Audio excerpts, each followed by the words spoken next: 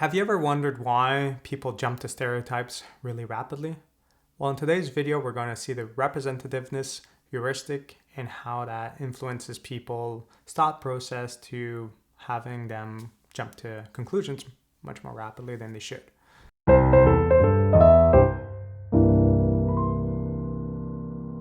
Humans tend to stereotype or set associative traits to people rather than using logic and probability to make certain decisions or have certain opinions.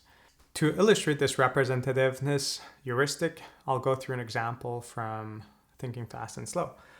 Linda is in her 30s. She's clever, single, outspoken, concerned about social justice and discrimination, and has been active in the anti-nuclear movement. Which of these two is more probable? She's a bank teller only, or both a bank teller and an activist in a feminist movement?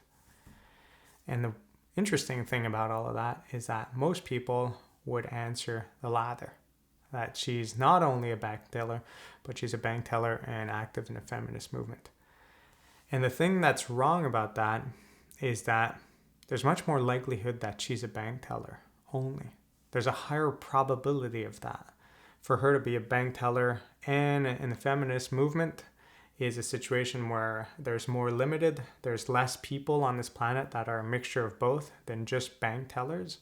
And based on that, if we answer based on probability, bank teller has a much more probable possibility. So this error happens because we don't make decisions just based on mathematical probability. We form stories in our minds that try to represent reality as best as possible. And in the end, the intersection of these two events seems more probable if it fits more our stereotypes and our beliefs from the past than if it's just one single outcome, such as bank teller. So all in all, we have these situations which just feel more probable because of the stereotyping conjunctions bias that we lead, and we mix different scenarios together.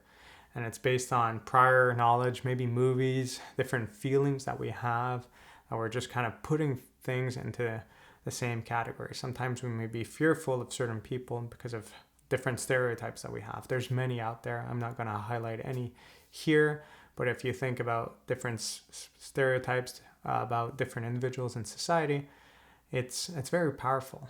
Even though we have no reason to believe that these people will act in a certain way, we haven't seen them do anything wrong, but we jump to these mental shortcuts rapidly.